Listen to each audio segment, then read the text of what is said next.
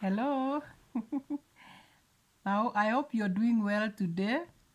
Mkiwa ndani ya Kristo. Mimi niko mzima, nimerudi tena ili tuweze kuendelea na habari njema iliyoletwa na Mwokozi Yesu Kristo ambaye ni neno. Leo ningetaka niwe ni kama ni revision ninafanya juu hii ni wakati wa Krismasi. Tuliweza kuona vile dhambi iliingia duniani kabla hata Adam hajakuwa, kabla Adam hajapatikana na ile nyoka. Genesis chapter 3 alikuwa amepewa neno na Mungu aweze kuishi katika hili neno. Genesis chapter 2 verse 16 and 17. Hiyo ndio ile command, the first commandment that God gave Adam. Akamwambia asile, aweze kula matunda yote ya bustani, na akamwambia asile, Genesis 2:17, asile tunda la mti wa ujuzi wa mema na mabaya, kwa sababu siku ile ataila hakika atakufa.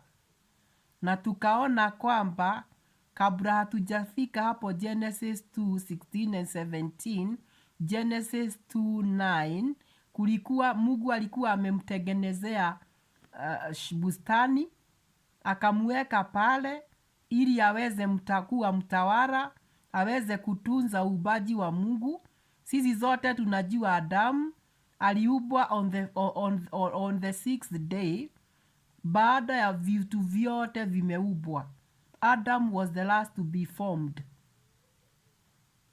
Hizi vitu zote zingine Mungu alikuwa ananena neno ndio ziubike.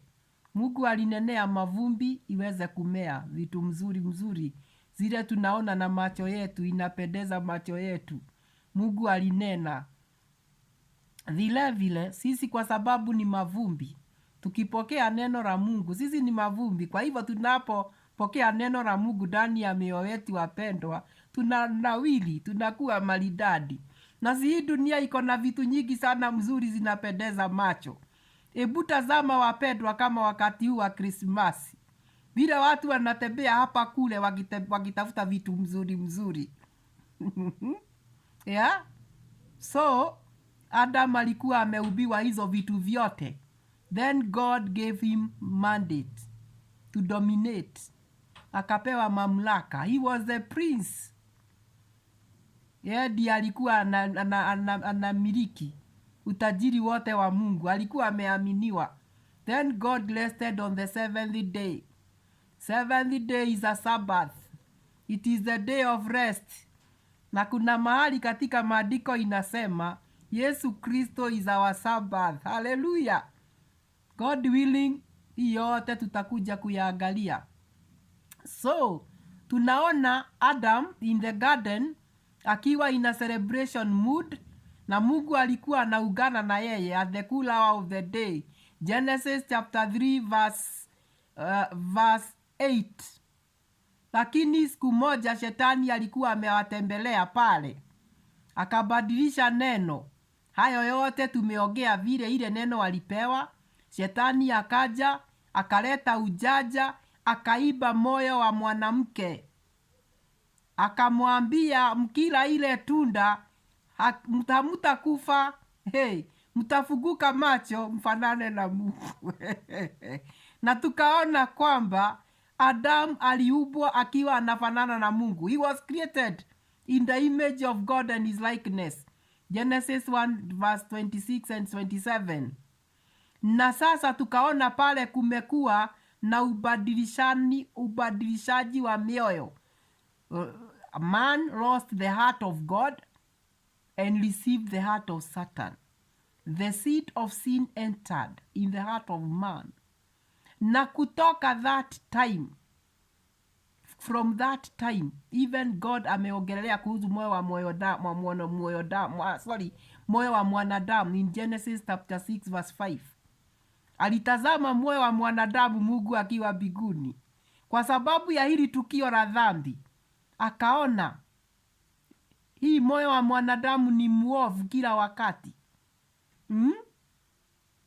The heart of man is evil continually. Kwa sababu Bereni alikuwa anawasiliana na yeye moja kwa moja, moyo wake sasa umebadilika. Mungu naye ameweka amri mpya, sheria mpya. Aliweza kulaani Eve, akaweza kulaani nyoka, shetani, na wa mwisho alikuwa kulaaniwa ni Adam.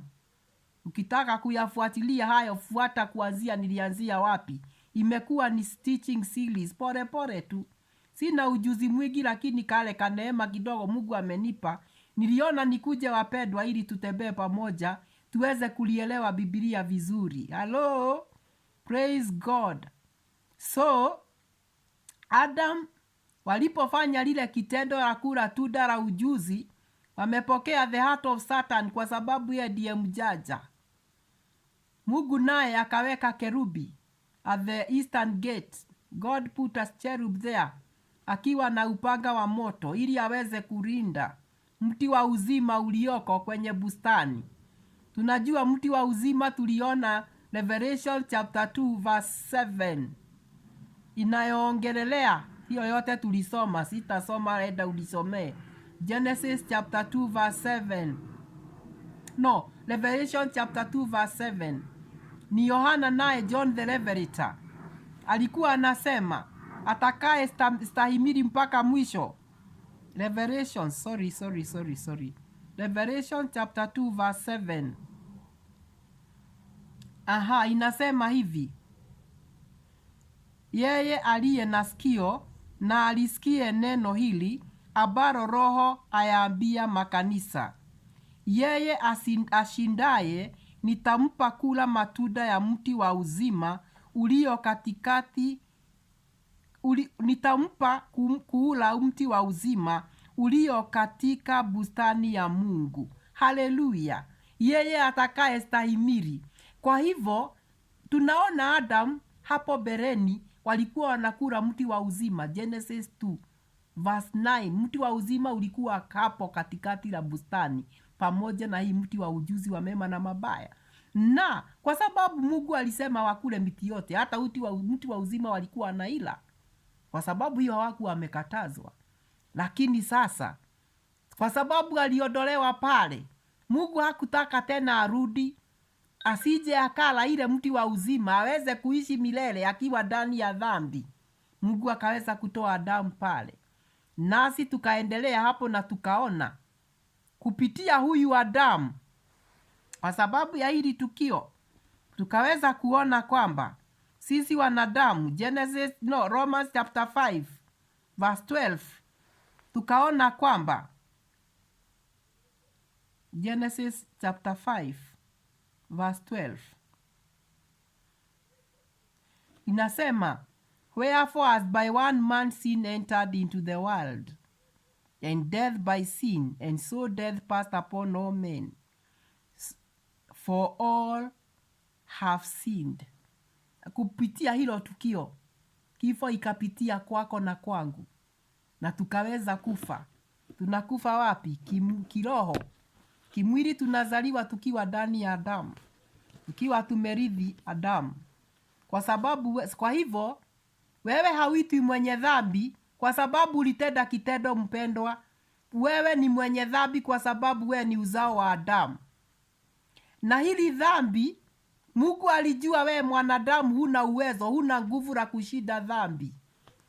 Aliweza hata pale Genesis chapter 3 verse 15. Akasema, alipolaani shetani, alimwambia, kwa sababu umefanya hivi, utatembea na tumbo,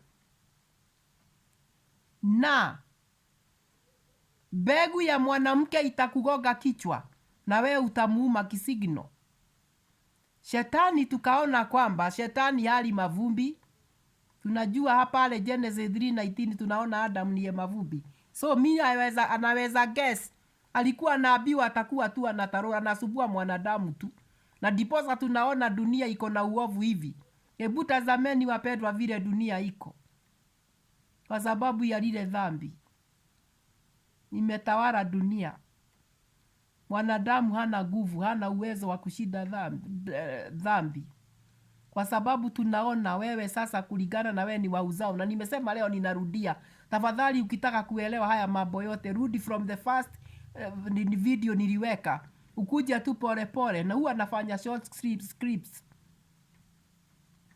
utaweza kuelewa ya kwamba wewe ni mwenye dhambi, sio kwa sababu ulitenda kitendo. Sawa? Wacheni leo niangalie, leo ni siku ya habari njema kupitia msalaba.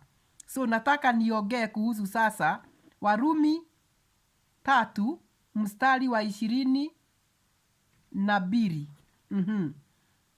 Tuone inasema, Romans 3:23 inasema, for all have sinned and come short of the glory of God. Kwa sababu wote wamefanya dhambi na kupungukiwa na utukufu wa Mungu. Watu wengi wanaelewa hii andiko. Wote ni wenye dhambi na wamefanya dhambi na wamepungukiwa. Na ni kweli hata wahubiri wengi huwa wanahubiri hii scripture. Na hii scripture inafanya mtu ambaye amesomewa hii scripture peke yake anaachwa akiwa amehukumika. Kwa sababu Mungu alipoona dhambi iliingia, alikuja na suluhisho hapo hapo. Akaweza kutoa mfano wa Genesis 3:15. Mbegu ya mwanamke itakuja. Alikuwa anaongelelea kuhusu the Messiah, Jesus Christ, God with us. Kwa hivyo hapo hapo Mungu aliamua lazima huyu mwanadamu nitamkomboa, na atazaliwa, atakombolewa na mbegu ya mwanamke ambaye itamgonga kichwa. Na tunajua mwanamke hanaga mbegu. Mbegu ni ya mwanamume, mbegu ni ya kiungu aliyeipanda ndani ya Mary, akaweza kumzaa Mwokozi Yesu Kristo. We received the good news, our eternal security, our eternal redemption ikarudishwa kwetu. Hello, you have sinned. Yes, uko na dhambi ndani yako. Lakini Romans chapter 3 verse 24 inasema nini? Being justified freely by his grace through the redemption that is in Christ Jesus. Kwa Kiswahili inasema hivi: hata kama wametenda dhambi na wamepungukiwa, wanahesabiwa haki bure kwa neema yake, kwa njia ya ukombozi ulio katika Kristo. Haleluya! Hata kama umetenda dhambi, mpendwa, na umepungukiwa na neema, Biblia inasema unahesabiwa haki bure kwa neema yake Mungu. Yes, umekosa, uko na dhambi ndani ya moyo wako, lakini unapokubali haya maneno, maandiko inasema umehesabiwa haki bure. Umepewa haki. Vile dhambi iliingia bila wewe kuhusika, mpendwa, hukuhusika, dhambi ikiingia, ulijipata ukiwa uko na dhambi ndani yako. Vile vile Baba yetu anasema ametuhesabia haki bure kwa njia ya ukombozi ulio katika Kristo. Yes, sin was imputed in your heart, my sister, my brother. Dhambi ilipigiliwa ndani yako, ni kama kuchorwa, ilichorwa ndani yako na Adamu. Kwa vile vile wewe huna nguvu ya kujitanasua kwenye dhambi. Huwezi kujitoa kwenye hili dhambi hata ukivuga kula na kunywa siku vote. Onongehika kuria thiko vote, onongeruta mihothi urute ciothe, huwezi hesabiwa haki. Onongeka maundu maria mothe mega, hiyo yote inakufaidi wewe kimwili. Lakini mambo ya kuoshwa dhambi ni mambo ya kiroho. Your spirit man was separated the day Adam ate the fruit of death. Kwa hivyo naye Mungu amemtoa mwanaye Yesu Kristo, who was 100% God, 100% man, and he became flesh. That is what John 1 chapter 14 says. He became flesh and dwelt among us, and we beheld his glory. He is the truth. He is the grace. Yes. uko na dhambi, lakini neno linasema unahesabiwa haki bure kwa neema. Ngai aroiga nĩ akwehereirie, nĩ aragwĩta mũthingu nĩ ũndũ wa ũtugi, nĩ ũndũ wa ũtugi. Salvation is a gift. You don't labor to be made righteous. You don't labor to receive the free gift of righteousness. Righteousness is a gift unapewa. Ukifanya nini? Ukiamini. Ukiamini. Maandiko inasema Abraham alifanyika haki kwa kuamini. Mungu akitujalia tutakuja kuangalia hayo maandiko. Ukiamini unafanyika haki. Si Adam alikuwa na neno na alikuwa analiamini na alikuwa anatembea na hilo neno.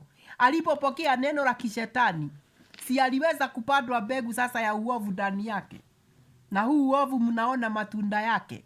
Kama vile mbegu, ukipanda mbegu ya avocado kwa mchanga, wakati wa season ya avocado ikifika, si mnaona vile avocado zinakuwa nyingi kwa soko. Kwa sababu hiyo mbegu ya dhambi ikiwa ndani yako, utatoa aina zote za uovu wako ulio ndani. Utafikiria kutenda kitendo cha uzinzi, utasikia kutoamini Mungu, utasikia kuiba, na ni kitu inapikwa kwa moyo wako. It starts from the heart. Kuna mahali Matthew, I think it is in Matthew chapter 23, inaongelelea hiyo maneno. Sijui kama ni Matthew 23 hapo 18, jiangalilie. The sin in the heart. Itazaa tu, itazaa tu, itazaa tu, hata ukitubu. Hata ukitubu. Romans chapter 10 verse 9 inasema, ukiamini Yesu Kristo kwa moyo wako, mkili, confess Jesus Christ. You confess Jesus Christ, you don't confess your sins. You confess Christ. Amelipa deni ya dhambi zako. Alipopewa dhiki pale John 19:30, alisema imekwisha. Ni nini ilikwisha? Deni ya dhambi zako ilikwisha. Tuko Krismasi mpendwa. Let's celebrate our eternal redemption. Tulikuwa tumekufa kwa sababu ya dhambi, lakini neema imekuja. Tunahesabiwa haki. Yes, we have all sinned. Tumepungukiwa na neema, lakini tunahesabiwa haki bure kwa neema iliyo ndani ya Kristo. Hello? Amini neno. Neno ni Kristo. Neno ndilo ukombozi wetu. Tunapo celebrate Christmas, let's celebrate Jesus Christ. Tusikule tu na tukunywe tu na tufanye mambo yote yale mazuri na tutembelee marafiki. Wacha Yesu Kristo azaliwe ndani yetu. Akizaliwa ndani yetu kwa kuamini, tunahesabiwa haki bure. Hello? Tunahesabiwa haki bure. Have you washed your sin? Biblically, maandiko inasema Hebrews chapter 9 verse 12. Sio kwa sababu ya ng'ombe wala mbuzi, lakini kwa damu yake mwenyewe. Aliingia patakatifu, mahali patakatifu, akiwa amekukomboa. Umekombolewa. Nimekombolewa, nimekombolewa, nimekombolewa kwa damu yake Yesu. Tukiwa wadogo tulikuwa tunaimba, niende mugure, niende mugure, niende mugure na thakame ya Yesu. I've been redeemed. We've been redeemed forever by the blood of Jesus Christ. Believe and you'll be made righteous. Sin iko na nguvu kukuliko. Huwezi jitoa, huwezi jinasua kwa dhambi. Amini ya kwamba Yesu Kristo alikuja, kafanyika mwili, yeye asiyekuwa na dhambi, akafanyika dhambi. That is in 2 Corinthians 5:21. Hakuwa na dhambi, alifanyika dhambi kwa sababu yako wewe, ili aweze kukufunika ama so that you can be imputed with righteousness. Hallelujah. Unafanywa haki kwa neema. Wewe je, mpendwa? Do you believe in what is written or you believe in what is in your mind? Do you believe in what is written, or you believe what religion has been telling you? Kutoa sana haitakupea haki. Hata kutumikia zaidi kanisa na dini haitakufanya haki. Utafanywa haki kwa kumjua Mungu kulingana na maandiko. You shall stand before God. You will be judged according to what is written. Adam was judged according to what was written and what he did not obey. Have a blessed